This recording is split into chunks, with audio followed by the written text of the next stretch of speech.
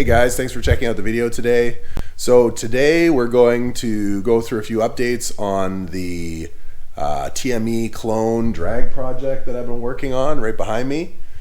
And so there's a lot to update you guys on. Basically what happened, the project slowed down a bit for probably two reasons.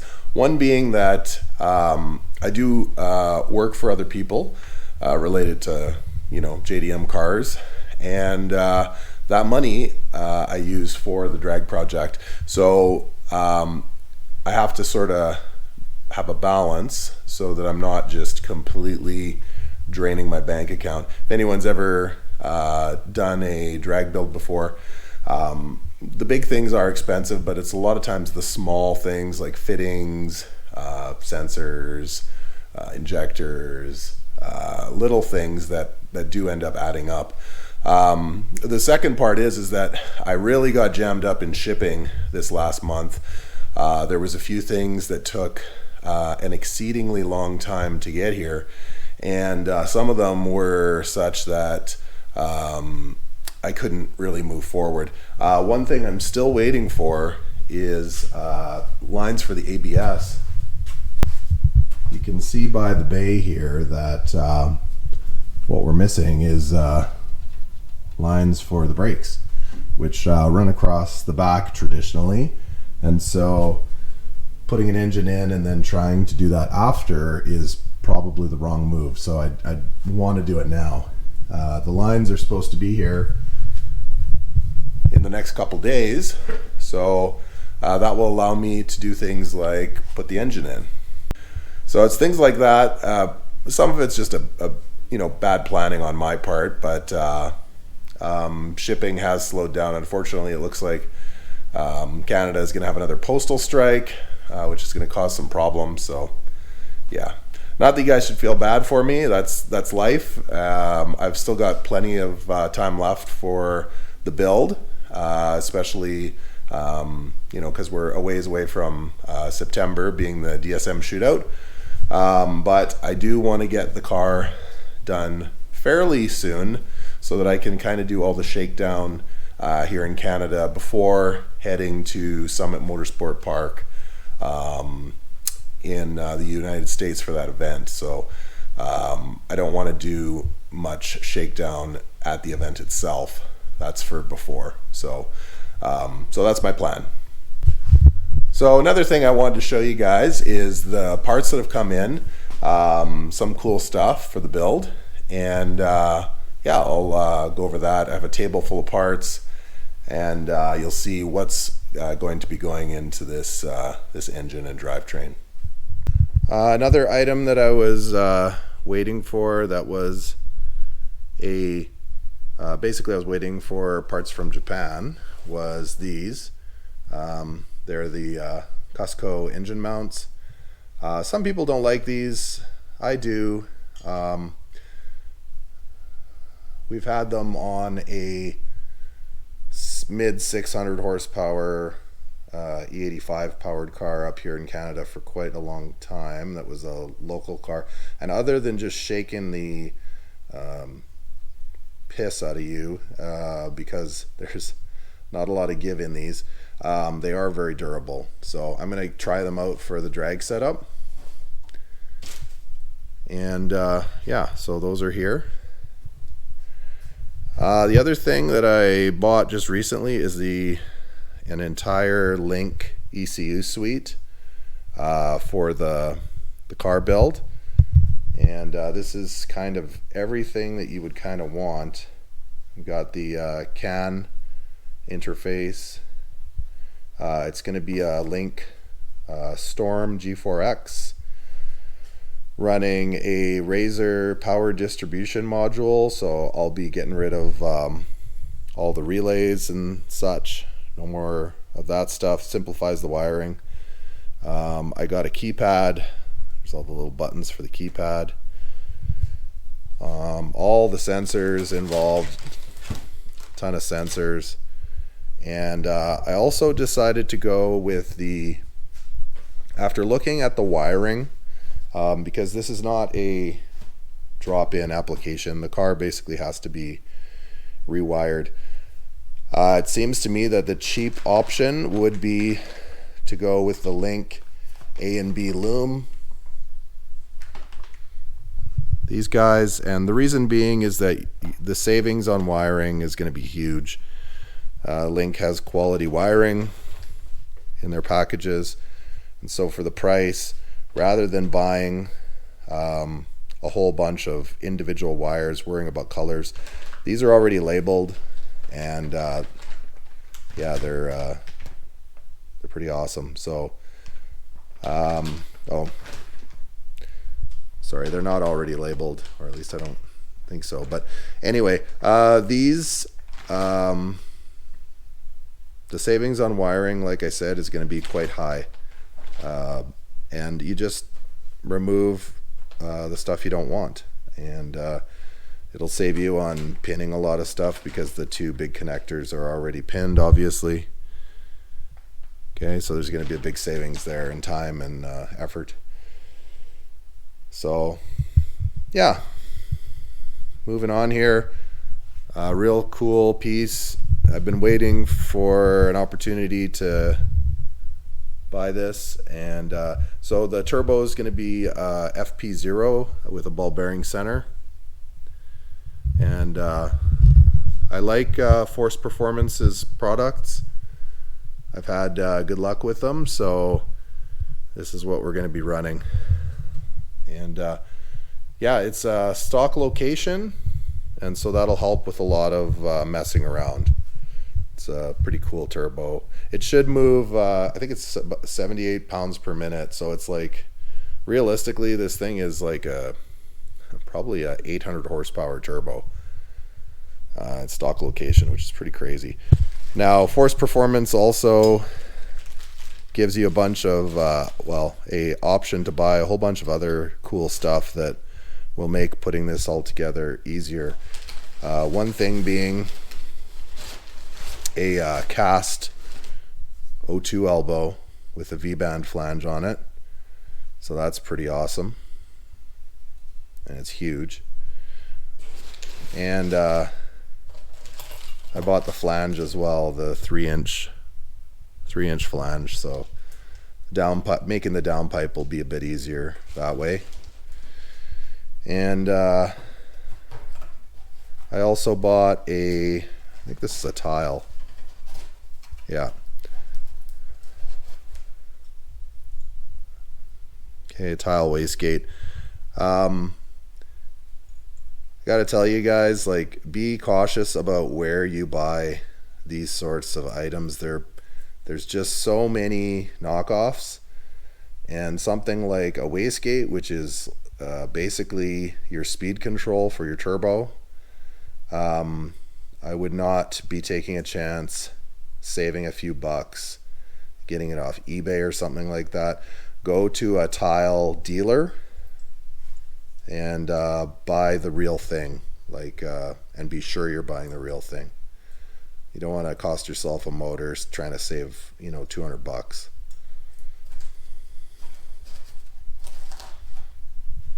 So that'll take a bit of time to set up. Comes with directions. Yeah. All right. So that is a ton of new parts that we have here, and we're going to get going on putting some of this stuff together. All right, guys, so where we're at the moment here, I got to start putting together the sort of periphery parts of the engine. So that includes intake, the exhaust manifold, the turbo, all the lines, the water lines, because I am still running wet block here. Even though it's a drag setup. And so there's a lot of small parts that need to be cobbled together on the outside of the engine before I'm comfortable dropping it into the chassis, because I just don't want to have to be endlessly bending over an engine bay trying to get around things to assemble these small bits of parts that could go on with the engine and transmission out of the car, and very easily. So let's take a look at what I got here. It's a kind of a giant mess. So here's the engine here. I'm going to be mocking up the exhaust manifold and the turbo, as well as the wastegate here. Turbo's right over there. So first thing I was looking at on the engine here was, do I need to actually replace these studs? So originally I had bought a whole new stud kit, and actually I have several of these. What I run into a lot of the times is I'll be ordering things, I'll grab extra things that I think I need, and then going through my shop I discover that I have a few of these already bought. So yeah, this is just disorganization on my behalf. But so when I looked at the engine, a lot of these studs on these heads are normally deteriorated. This one is in great shape.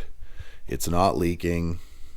Keep in mind that there's a water jacket here, and so the bottom row of studs needs some sort of a thread sealant, and there's no seeping. The studs aren't rusted, which a lot of times they could be. And so what I'm going to do is just replace with new hardware, so new nuts and washers, and get this Force Performance oversized manifold, cast manifold on, which has been ported to the head. And so I'll be reusing things like the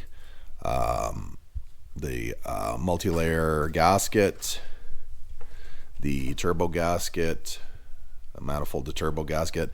These are all metal gaskets. They don't crush really per se. The multi-layer does a bit, but they are reusable. They just need to be cleaned up.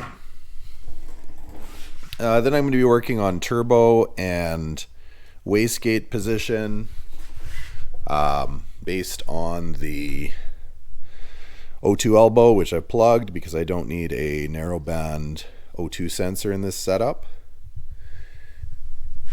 And I'm also going to be redoing the lines on the turbo. I have a bunch of new ones here. Right. So one of the more interesting issues with the Evo series of car is, for whatever reason, Mitsubishi decided to change the thermostats and the water recirc tube that runs along the back of the block several times over these generations. And so I'm just gonna take a quick look at my notes, because basically the 6, the 7, and the 9 use the same thermostat, whereas the 4 and the 5 use a different size thermostat. So I have a bunch of piping, and this is just a couple of the ones I have, and housings that I have to kind of go through and figure out, okay, what do I want to use? I have a new 9 thermostat here at my shop. I ordered a bunch of 4 and 5 ones, so I'm going to be getting those in later this week. It turns out that I had a water pipe and already cleaned up that I want to use, because they've already been cleaned inside and out. So I'm going to wait around for that 5 thermostat that's coming in. So today I'll probably be working on hanging the turbo and getting some of those lines mocked up. So we'll take a look at that, as well as the O2 housing. All right, guys, here we are back on the engine assembly. Just a ton of new and used parts that I'm kind of rooting through. So guys, you've heard me say this before, aftermarket stuff, yeah, you gotta work for it a bit. So we have the oil feed line. I added this little guy. I'm gonna have to make a bracket right there off of this. And then over here, we've got this tab. I mean, I guess I could throw a self-tapper into the cold side or something, but probably not. So, yeah, on the stock-ish cover turbo, there's a little bung for the water line there to attach to for that little ear.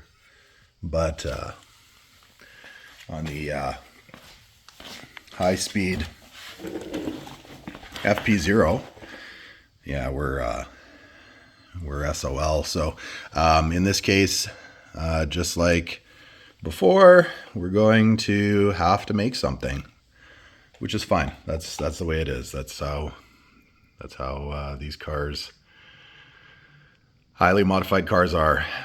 That's why we've got these guys floating around in the shop. So let's make something. All right, so making a bracket for this takes about maybe 25 minutes. Just a quick cardboard template. So I want something like this. You know, this tab will hold this line right here, and then this bracket will go down to here so that this line isn't just floating in outer space, right? So template to steel like that, and then what I do is wherever I bend it, I just run a quick few tacks. All the benefit of that is that this won't move, guaranteed won't move. Realistically, it won't move anyway. I mean, this is no weight. However, I've just gotten in the habit of running a few quick tacks from the welder. It literally takes 5 minutes, and what that results in is, for sure, this bracket is not moving. Okay, so I'm going to quickly throw some paint on this just because I like making my brackets out of steel, and that will allow for these lines to have something to attach to on this big, beautiful turbo. All right, bracket done. Let's check it out here.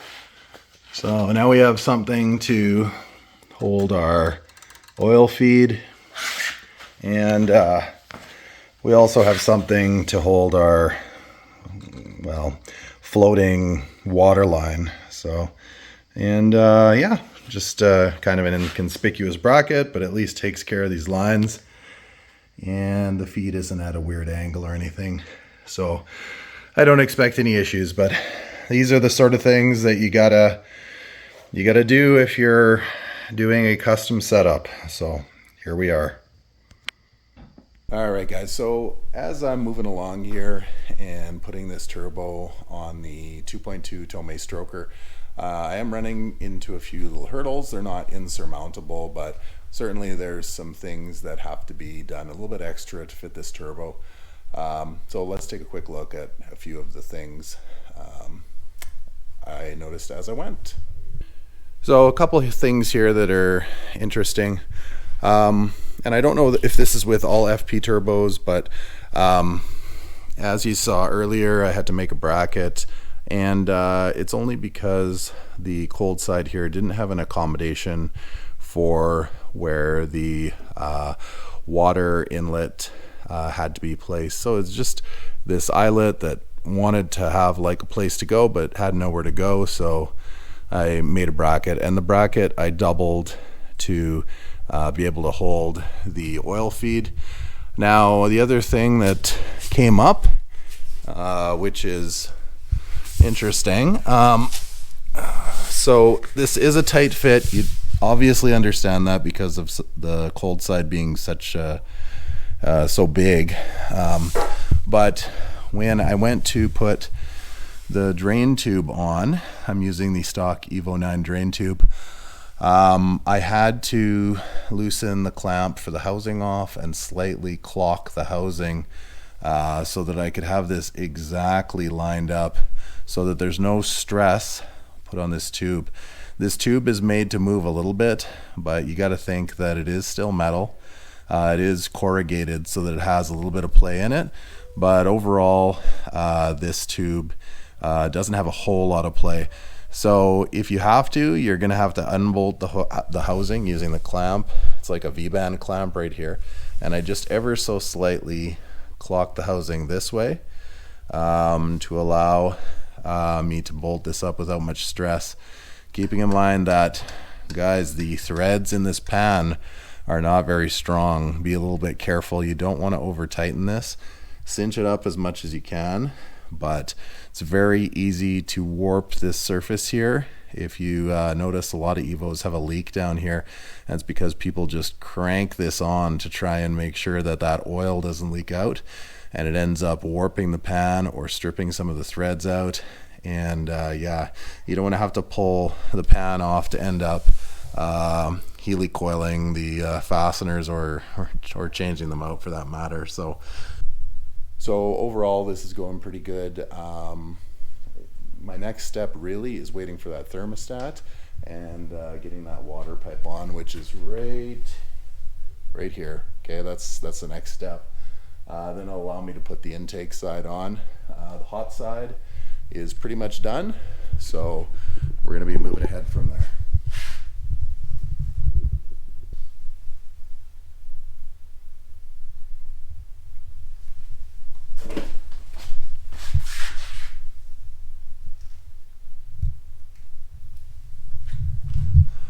All right, guys, thanks for checking out the video today. So the engine is going to be continued next episode. We're going to be moving to the intake side as well, addressing that water pipe and the thermostat. So stay tuned to the next video. We should be able to get the engine into the car very soon. I'm just waiting for a couple parts, and then that's going to happen. So thank you for your time today. Please remember that if you haven't already subscribed to the channel, make sure you do and hit that bell to make sure that you get updates when I post them. As well, come visit me on Instagram at Wrench Rampage. Have a good night.